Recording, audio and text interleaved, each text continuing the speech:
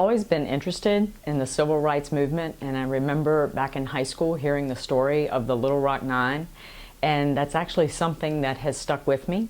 And when I had the opportunity to go out to Kansas to do some research on the Little Rock Nine, came across a really interesting story about an unsung hero named Ken Reinhardt, who actually aligned himself with the Little Rock Nine, and because of that alignment did receive physical and verbal threats because of his friendship with the 9 black students.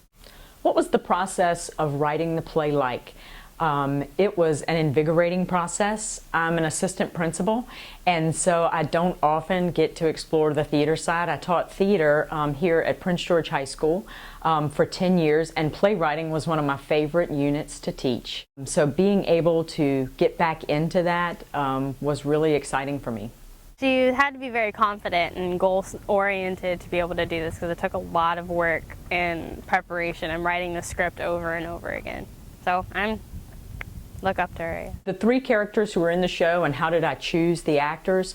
I chose Bryce Kephart and Travis Kennedy. The stars sort of aligned as far as me choosing them and they choosing me. They actually came to visit me at J.E.J. Moore one day, and I shared the idea of the play with them, and they jumped right on board, and they started helping me with research and helping me in the creation of the play. And then Abria Humphreys, who is a senior here now at Prince George High School, I remembered her when she was a 6th and 7th grader at Moore, and I remember her involvement in the productions. And as soon as we were creating this play, I thought of her as being the perfect person to play those roles. At first I was nervous. I felt like I had to push myself a lot, because I had never worked with Miss Bishop, for one, and I hadn't done theater in a few months when she had contacted me. The play does have a unique style to it, because Travis and Abria are required to play 7 characters apiece. And it's tougher for them as actors, it's more challenging for them, but it's also more interesting for the audience. One thing a really good play should do, it should make your audience think, and by doing it in that style, it does cause the audience to do that. It was a contest around the country.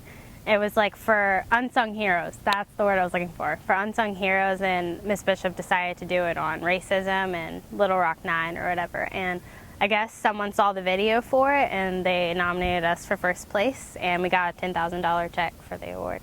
What does the award that I won, what does it mean to me?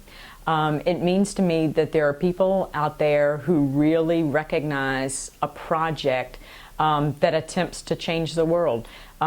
This project is something that causes people to think about the way in which we treat other people.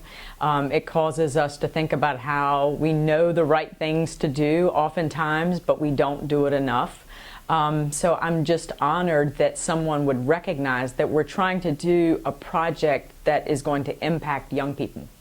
We're so preoccupied with everything else going on right now that, I don't know, it just gives me a chance to step back. Take a step back and look at what's going on in the world.